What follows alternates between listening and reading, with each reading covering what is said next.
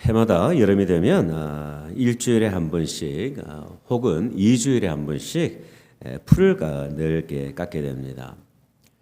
근데 풀을 깎을 때마다 참 고민이 되는 것이 하나가 있는데요. 그 이웃과의 경계에 자그마한 섬 같은 공간이 있는데 그곳에 있는 풀들을 깎아야 하는가 말아야 하는가에 대한 고민이 늘 있어요.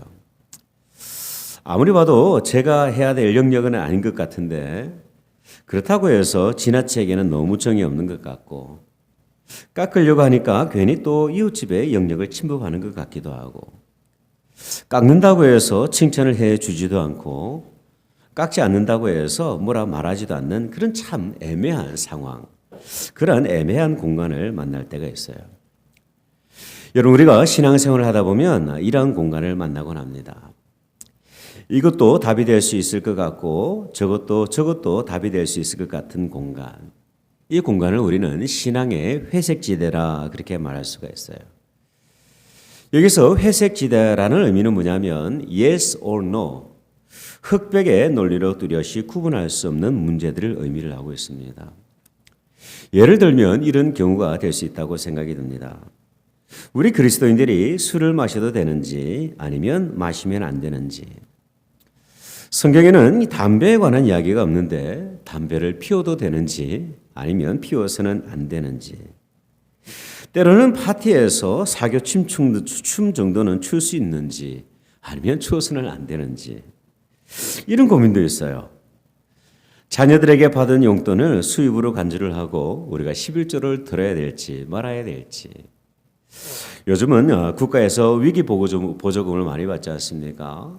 그 보조금을 우리가 수입으로 잡아서 11조를 들어야 될지 말아야 될지 참으로 고민이 될 때가 있습니다. 안타깝게도 이런 문제들에 대해서 성경은 자세하게 이렇게 구체적으로 안내하고 있지를 않아요. 여러분, 초대교회 당시에 이 고린도 교회에 이슈가 되었던 회색 지대가 있었는데요. 그 회색 지대가 무엇이었냐면 우상에게 바쳐졌던 그 고기를 먹어도 되는가 아니면 먹어서는 안 되는가에 관한 문제였습니다. 당시 고린도 지역에 살던 사람들은 고기가 먹고 싶을 때 이 고기를 구입할 수 있었던 중요한 두 장소가 있었는데요. 하나는 보편적인 시민들이 이렇게 흔히 방문하는 시장이었고, 그리고 다른 하나는 어떤 곳이었냐면 우상을 섬기던 신전이었습니다. 신전에서는 이 제사를 지낸 후에 제물로 사용되었던 고기를 이렇게 시민들에게 팔게 됐는데요. 많은 사람들이 이 고기를 조금 저렴하게 구입을 할 수가 있었습니다. 왜냐하면 이미 어떤 특별한 목적으로 사용되었던 고기였기 때문에 시장보다 훨씬 저렴한 가격에 구입을 할 수가 있었던 것이죠. 이 고기를 일부 그리스도인들은 저렴하게 구입을 해가지고 각 가정에서 요리 과정을 통해 이 식탁에 오르고 있었던 것입니다. 그런데 이것이 조금은 이슈가 되었어요. 성도들 가운데 어떤 분들은 괜찮다, 먹어도 된다, 음식이 무슨 그렇게 큰 죄가 있는가 그렇게 주장하시는 분들도 계셨고, 또 반대로는 어떤 사람들은 하나님을 믿는 사람들이 어찌 우상에게 바쳐졌던 그 고기를 먹을 수 있습니까? 그렇게 의문을 제기하기도 했습니다. 여러분, 과연 이런 질문 앞에서 우리는 어떠한 선택을 내려야 될까요? 참으로 애매하고 참 고민되는 그런 문제들이 많이 있는데요. 오늘 본문에는 이 신앙의 회색지대에서 고민하는 우리에게 중요한 세 가지의 원리를 제시를 하고 있습니다. 그 첫 번째 원리는 무엇이냐면 참 지식의 원리입니다. 여러분, 본문 4절을 보면 이렇게 기록이 되고 있어요.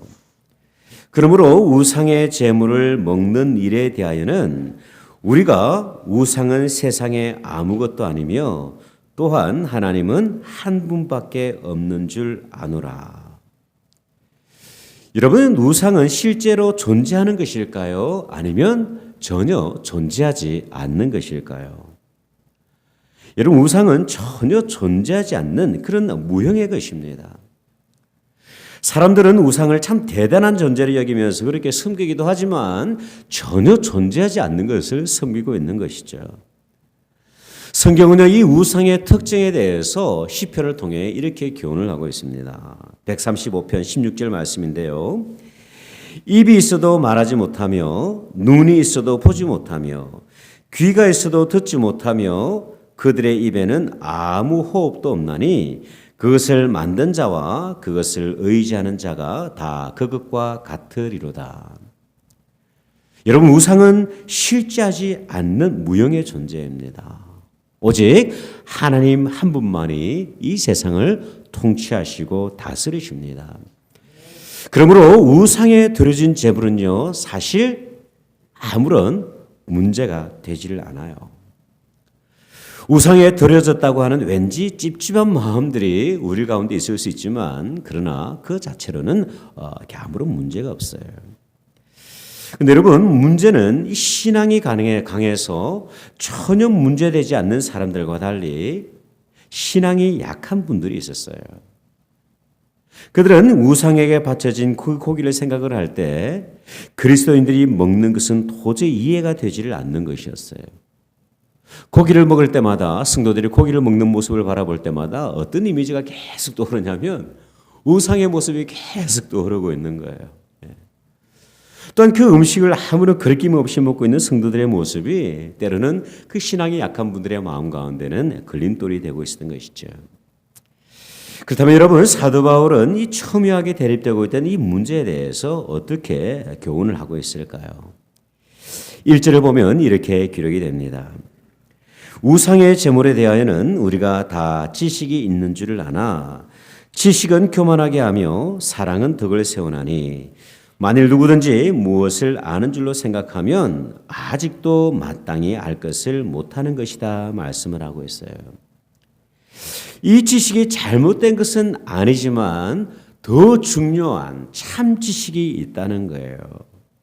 그것은 뭐냐면 이 고기를 먹을 수 있다고는 강한 지식으로 인해서 오히려 그들의 마음을 불편하게 할 수 있는, 그 신앙이 약한 사람들의 그들의 마음들을 불편하게 할 수 있는 그런 마음들이, 그런 지식들이 우리 가운데 있다는 것이죠. 또한 그 강한 지식들이 때로는 어떤 성도들에게는 큰 교만이 되어서 연약한 성도들의 마음을 어렵게 하고 있다, 그렇게 기록을 하고 있습니다. 여러분, 나에게 좋은 지식이 있다 할지라도, 때로는 그 지식에 대한 강한 확신이 있다 할지라도 그 지식이 너무 강하다 보면 때로는 이웃들의 마음을 다치게 할 때가 있는 것이죠. 저는 학부에서 교회 음악을 공부를 했습니다. 그리고 21살 때부터 교회에서 음악 사역을 시작을 했는데요. 40살까지, 40살까지 사역을 했으니까 약 20년 정도 그렇게 사역을 하게 되었어요. 이 20년 동안 음악에 재능이 참 많은 분들을 많이 만났습니다. 반주를 잘 하시는 분도 계셨고, 정말 찬양을 너무나도 잘 하시는 분들도 계셨고, 지휘를 너무나도 잘해서 정말 인정받는 분들도 계셨습니다. 그 가운데는 때로는 악기를 참 연주를 잘 하시는 분들도 계셨어요. 근데 돌아온 저 지난 시간들을 쭉 돌아보면 안타깝게도 이 음악을 잘함과 동시에 교회를 이롭게 하시는 분들을 많이 만나기가 어려웠어요. 이게 중요한 이유가 하나가 있는데 그것이 뭐냐면 이 자신이 가지고 있는 그 음악에 대한 신념, 그 확신이 너무 강하다 보니까 많은 사람들을 때로는 불편하게 하고 있었던 것을 볼 수가 있었어요. 이 음악에 대한 자신의 해석과 연주가 최고라고 그렇게 믿고 있는 것이죠. 그러다 보니까 많은 갈등을 만들어내게 되었습니다.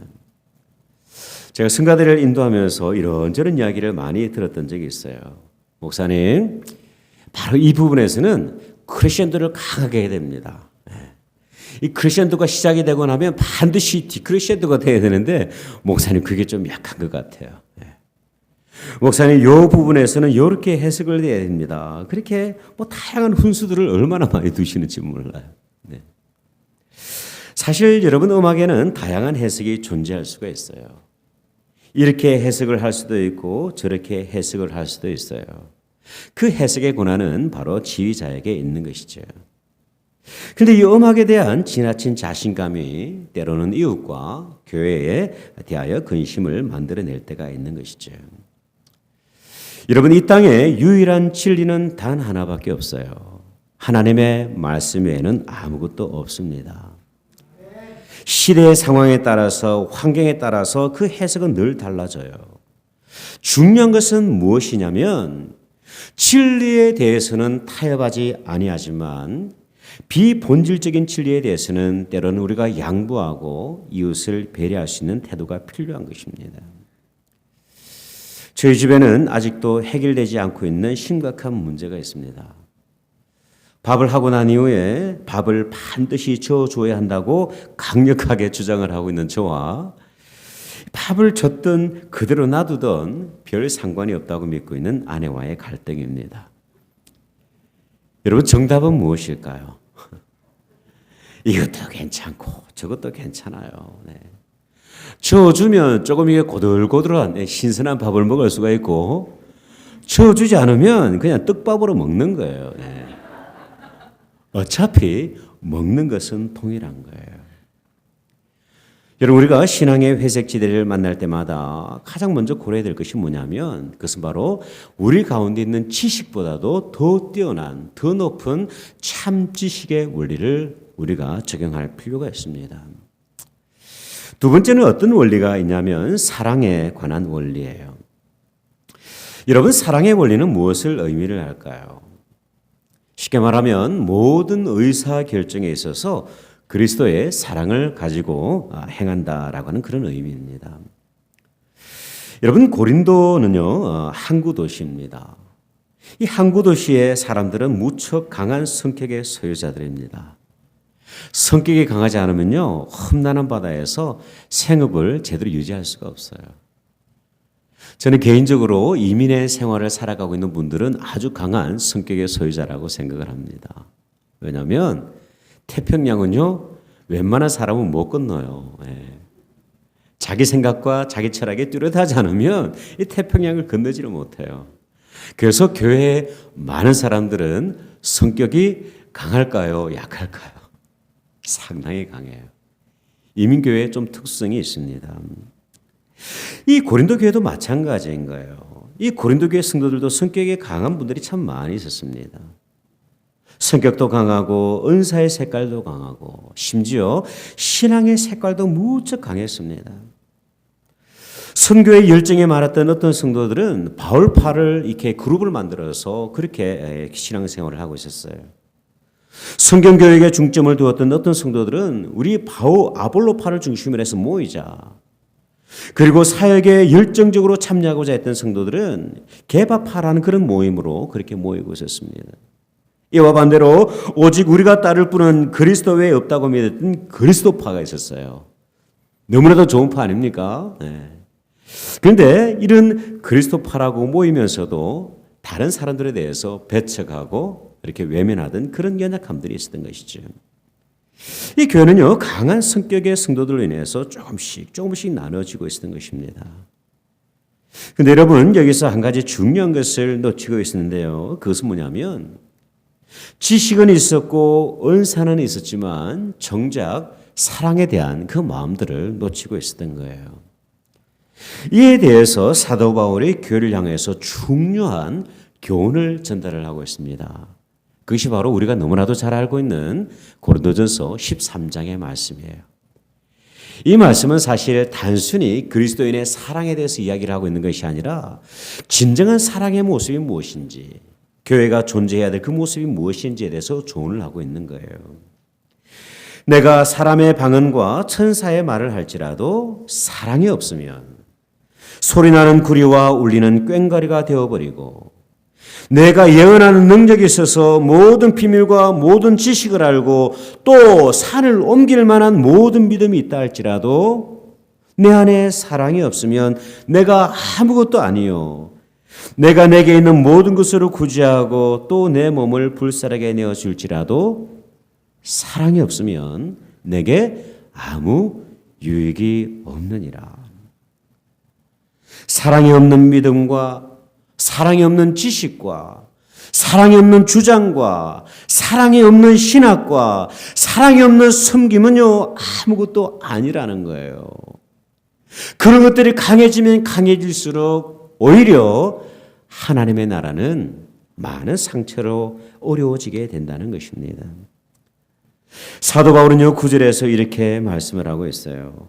그런즉 너희의 자유가 믿음이 약한 자들에게 걸려 넘어지게 하는 것이 되지 않도록 조심하십시오. 여러분, 고기를 먹는 것은 자유예요. 네. 그러나 한 가지 고려해야 될 것이 있는데 그것은 뭐냐면 이웃을 사랑하고 배려하는 것이 더욱더 중요하다는 사실입니다. 19세기 말 한국에 도착한 선교사님들의 사역을 기록한 그 문헌들을 보면 참 재밌는 이야기들이 많이 있어요. 당시 그 문헌들을 보면 초창기 선교사님의 사역들이 무척이나 어려웠다고 합니다. 당시 한국인들은 이 선교사들의 사역에 대해서 비협조적일 뿐만 아니라 이 선교사님들이 전하는 그 복음에 대해서 무척이나 배타적이었다고 합니다. 처음에는 그 이유에 대해서 전혀 몰랐어요. 당시 폐쇄적인 그 한국 문화에서 비롯되었던 것으로 이 선교사들이 추측을 하고 있었습니다.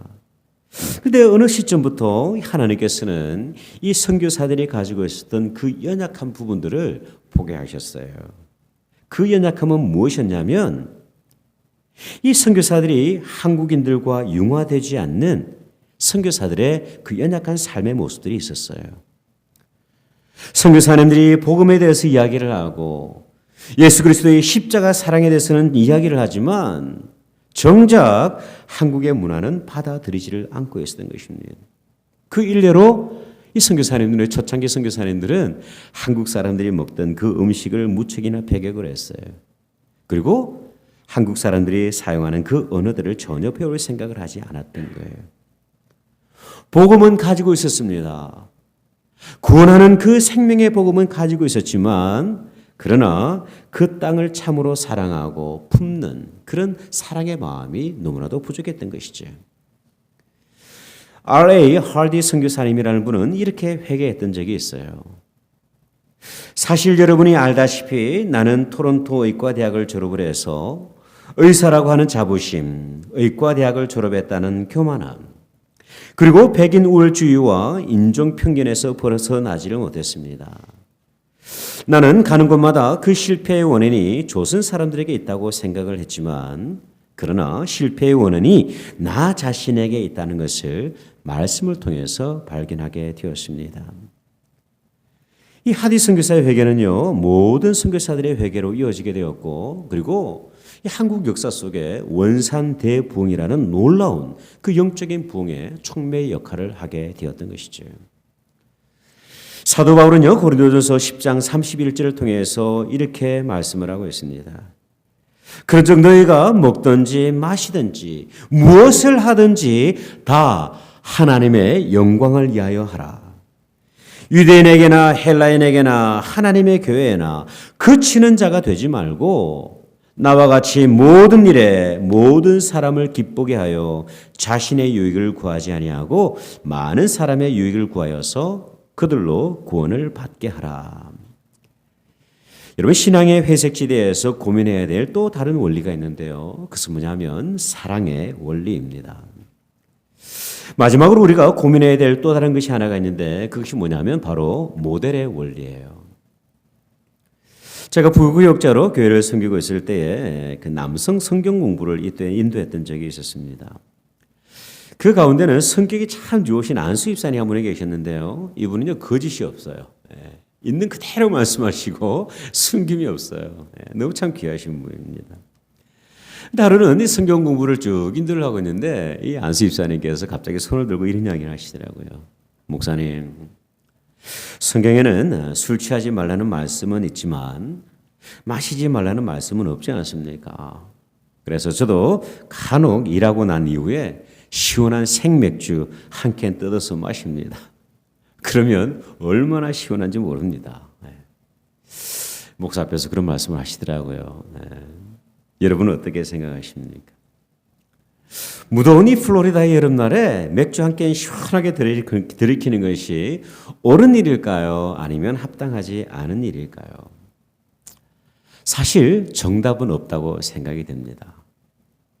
네, 여러분 우리가 오늘 본문을 통해서 한 가지 중요한 원리를 우리가 발견할 필요가 있는데요. 그것은 뭐냐면 바로 13절의 말씀이에요.